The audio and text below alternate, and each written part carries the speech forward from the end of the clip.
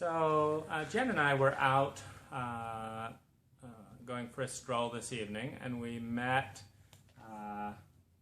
Casey, who is a lady boy living in Manila for how long? 10 years. 10 years.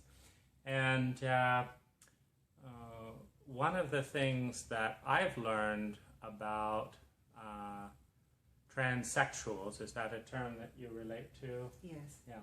Is that it takes an extraordinary amount of courage, of self-respect and confidence to follow one's own path and let it go wherever it takes you, not following the norms of 98-99% of the rest of the population.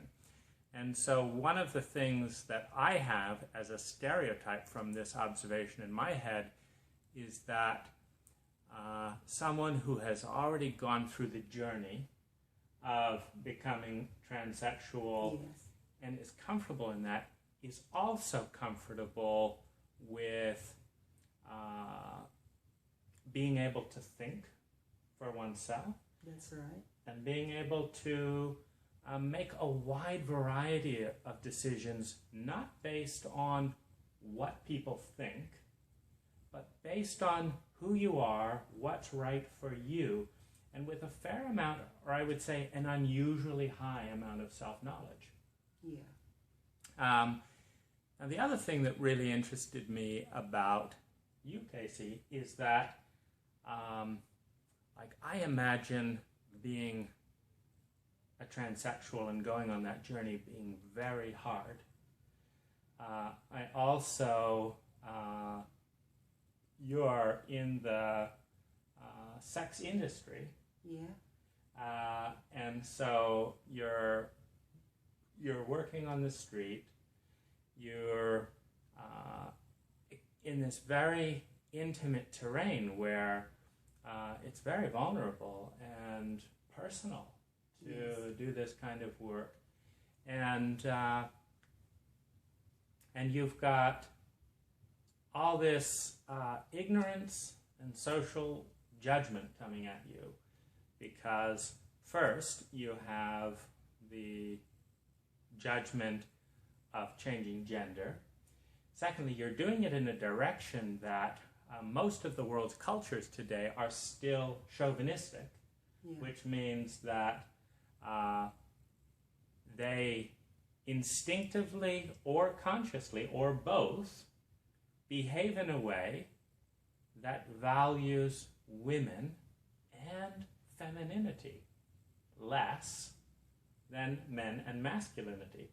Yeah. And so you're not only rebelling from the culture, but you're rebelling from the culture in a direction that lowers your status with bigots, people who can't see the equal value of men and women and all human beings. And so, and then you're adding to that Mm-hmm. the fact that a large population fears and or judges and is threatened by people that are free with their sexuality. And so that's one thing, like you're adopting a woman's persona. Yeah. And so women are not supposed to enjoy sex or have lots of lovers. Yeah. It's fine for men as part of the imbalanced culture, but it's not okay for women. But you're becoming a woman and giving yourself that freedom. And then it's also not okay to be a lover or have sex for money or as a business. Some of that is legal. Yeah. You're in the Philippines, so this is directly against the Catholic Church. And then finally, and of course it's part of the cultural question or insanity that someone selling guns, or someone who's ripping someone off, or a public servant or government official who is not serving their people, is considered like, well, that's normal, that's okay. But someone who's bringing pleasure to another person's body for money is not okay. Now, personally, the only area that I have as an emotional bias is I believe in strong, honest relationships, and so I will not have sex with anyone for money or otherwise if it's supporting someone to lie and cheat on their partner. Yeah, and so that is that's not typically something that one can protect against fully and be in the sex business. I don't know if so that's an issue that is really the only thing that I have a concern about, and then the other is safety, physical, emotional safety. yes. But one of the things that really interested me with Casey is that I felt her kindness. I felt your kindness and your sincerity. Thank you. Yeah, from the first, it's there in the tone, it's there in the face, and what's interesting is we met in the context, you're going to be one of Jenlyn's models, and you have a flow, and you have a grasp and a self-awareness and a comfort zone with this terrain that 95% of Filipinos don't have. And that's one of the reasons that I asked you, is that we have found a couple of Filipinas that are open to modeling in an edible art context. However, it's about 5%. Yes. And of those 5%, there's a fair amount of squeamishness of, what does that mean? What would my mother think? Oh, my boyfriend wouldn't like this. And so there's sometimes there's curiosity and interest, but there's a lot of hesitation and discomfort with the terrain. And you showed complete ease, comprehension, and awareness in less than 2 seconds. And so what I see is a real gift or a real strength in this area. And what I'm curious about is, when I saw your sincerity, your kindness, your gentleness, and I'm meeting you in the context of the street, I immediately cringed thinking, how does Casey, this woman, maintain this composure in an environment that I projected to be erratically violent and disrespectful in maybe 20 to 50% of cases.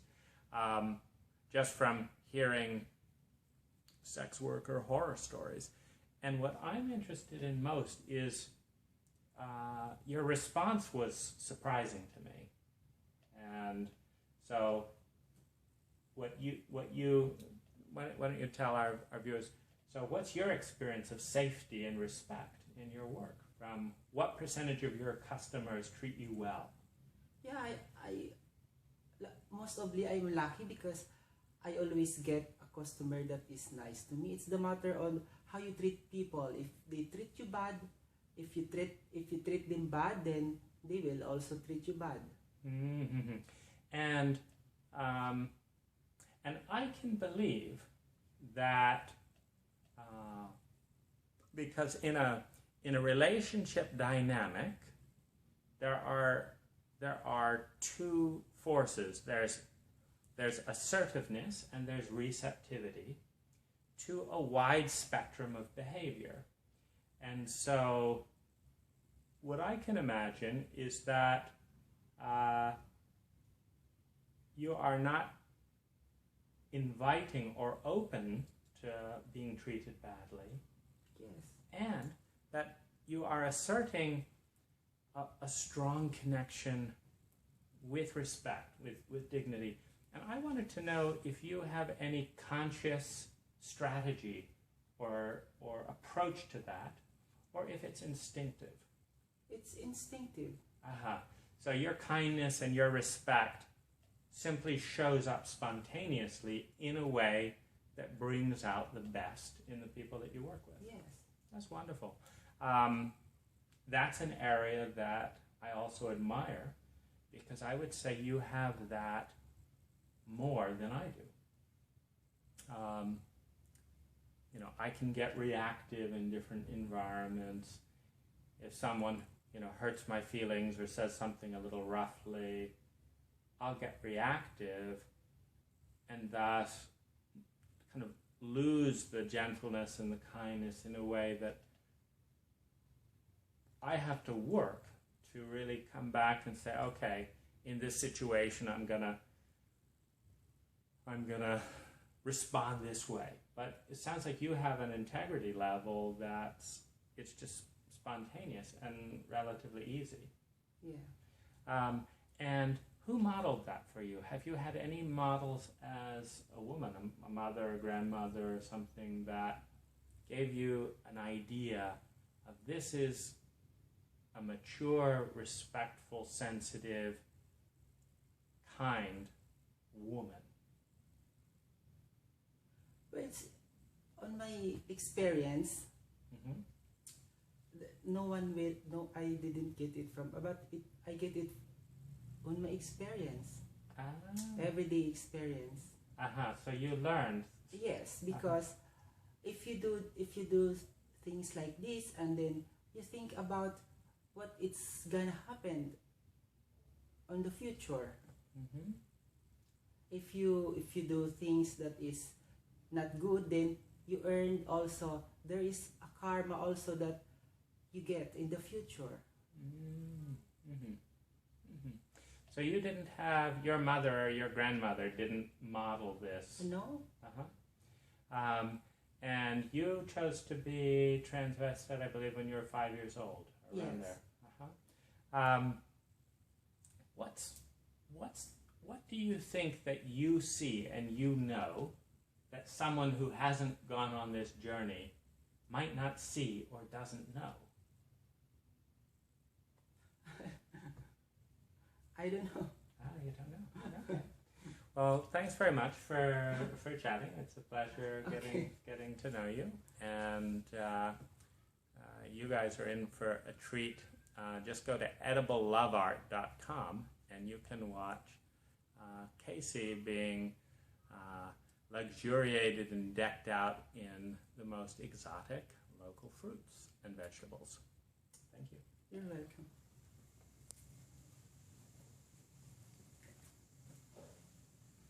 So what are you taping together, Jen? I'm trying to make a long string using by vegetable stem. And what kind of vegetable is that? Alubata.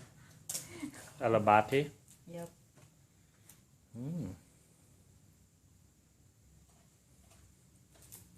I've not heard of that vegetable. How does it taste? You can eat only the leaf, not the stem. I remove the leaf. Where's the leaf? I already drawn it. Oh, here's a alabati. Looks a little bit like a beet leaf. Okay, so you said you love to eat all fruits and vegetables? Yes. Do you have any, do you like alabati? Yeah, it's Bisaya food. ano English nga niyan? Hindi ko nga rin alam. It's alubati. Alabati. What, and have you eaten all of this, every one of these fruits? My favorite is avocado, banana, cabbage, asparagus, and I don't know the name of this, but it's Makupa. makopa. Makopa po Tagalog. A wonderful, Bisaya. wonderful fruit. I have a place in Thailand that I like to stay, and it grows wild there, so I pick it. But usually there's a lot of ants in it. Yep, there's an ants inside. So this could be useful if we have a fire and we have to climb out of the window down to the street. We'll just hang on to that rope. But we have to see how far down we get with that rope. See? Because that's the perfect aim. This hammer just will hit one of those pieces.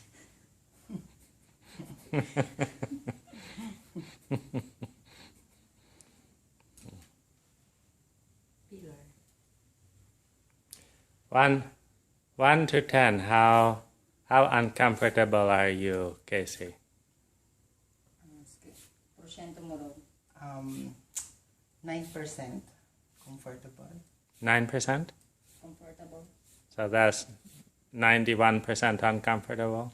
Comfortable. Lowest one or highest 10? Well, 10 is completely uncomfortable. I see. And 1 2. or you are 2. And 1 to 10, how much are you enjoying the experience? With 10 being very enjoyable and 0 being not enjoyable. It's my first time. I rate 5. Is it more fun to be cuddling with a nice person? No, it's not fun. It's not more fun? It's more fun. It's more fun in a little bit like sadism. You like some sadism? Yeah, BDSM. You know that. Uh-huh. Now, It's my first time like this, but BDSM I always have. And do you like to give or receive BDSM? To give, to receive. You like to receive? Yes. You like it when someone hurts you? Yeah, most of the time switching. You like to Switch. give and receive? Yeah. And bondage, discipline, sadism, masochism, dominance, submission.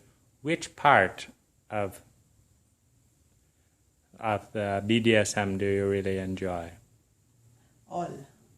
You like that. General. You like to give and receive pain. Yeah. And you like to submit. Yes. And you like to dominate. Yeah. And do you understand the original source of the experience that feels at home to recreate? Where was one of your parents caused a lot of pain by the other? No, I don't have experience with that. Most of my clients, they have trauma also, like me. Like you, yes. And then it's their sexual desire too, their sexual interest. Well, the bonding theory. But it develops also discipline itself to the people that interacts in the role play. Well, it demands presence, Yeah. discipline, intimacy. Yes, that's right. And intimacy is the core objective for most people in response to loneliness. Yeah. And loneliness comes when there is a childhood experience that cannot be talked about, cannot be understood, and is stuck in the past. So there is some part of the child, some part of the human being who is still that child, feeling helpless, Yeah. feeling pain, feeling alone in that helplessness. And they want a friend. They want to feel understood and accepted. They want to connect to that part. Yeah. And you give them that possibility to feel connection. For you, is it 100% service, or do you have a similar experience that for you in your childhood, this allows you to connect with that part? It's full service. Full service. So your pleasure is the pleasure of the customer. It is not directly the pleasure for you. Yeah. So to be clear, if your customer was not happy, if you hire a sex worker for BDSM, or if you hire a sex worker and someone wants to serve you and make you happy, will you tell them for your pleasure to do some BDSM? Or what will you do? No, in my case, they hire me because if you hire a person, then he or she must provide better service than what you expect, you expected. Yeah. However, if you have a sex worker working for you, that is your customer, or you are their customer, what will you ask from that sex worker? Will you choose a ladyboy, or a woman, or a man? It doesn't matter. The gender is. The gender. So, have you ever hired a sex worker for yourself? No. And do you have a desire to hire a sex worker to give you pleasure? No. No desire. Do you think a sex worker could give you desire and pleasure? Yes, of course. They could, but you have no desire for that sex or pleasure. I don't have desire at the moment. Maybe I found out later that it's interesting. Well, I'm sure it's interesting because it's new. Yes. Meaning, if you have never hired a sex worker, then you have the new experience of what it is like to be the customer. So maybe you appreciate your own service even more. Yeah, that's right. Because it's a similar in any business. If you are, for example, a hotel restaurateur, and you go to another hotel and you are the guest, and maybe you are very annoyed with some detail. Yeah. But then you think, oh, I have that same problem in my hotel. Or maybe you think, oh, I do not make this mistake. And so I now understand how lucky my customers are to stay in my hotel.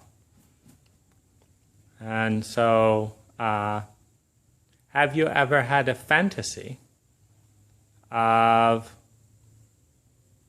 what you will ask for, request, if you hire a sex worker?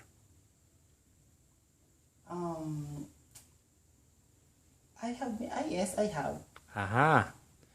But you don't have a desire for that fantasy. Not yet. Is that for money or for other reasons? I'm not sure.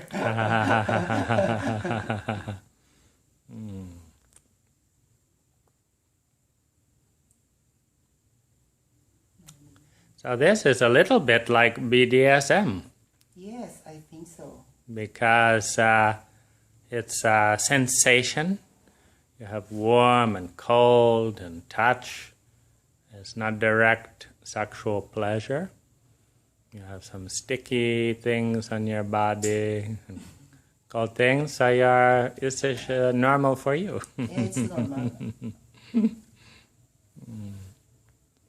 But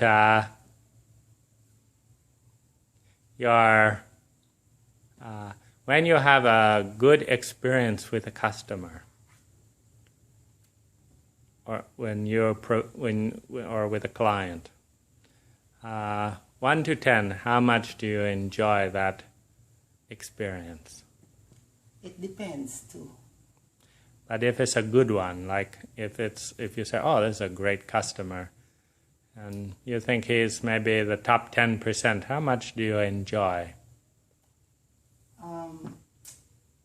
I'm not sure because I have different customer and different experience. But do you ever have very high emotional and physical pleasure with a customer? Yes, I do. Really high, like 9 or 10 out of 10? Yeah. So then that's how high. If you have a good customer, it's 9 or 10 for you. That's great. Yeah. And this is what I love. You're getting paid to have a 9 or 10 experience of pleasure. That's very smart. Do you think that's smart, Jen? Yeah. Getting paid by own patient. Yeah. Wow.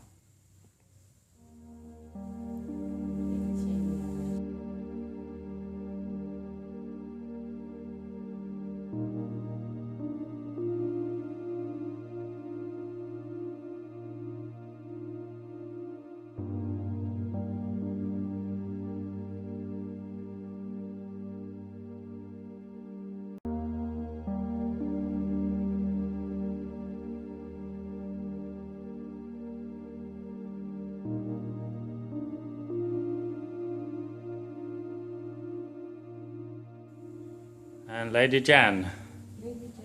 Lady Jan is unwrapping her creation. The asparagus lying limply on the bed next to our fallen goddess, whose head, once bedecked with pearls and crowns of gold, now simply reposing on a giant papaya. Such humble somethings after such a noble career.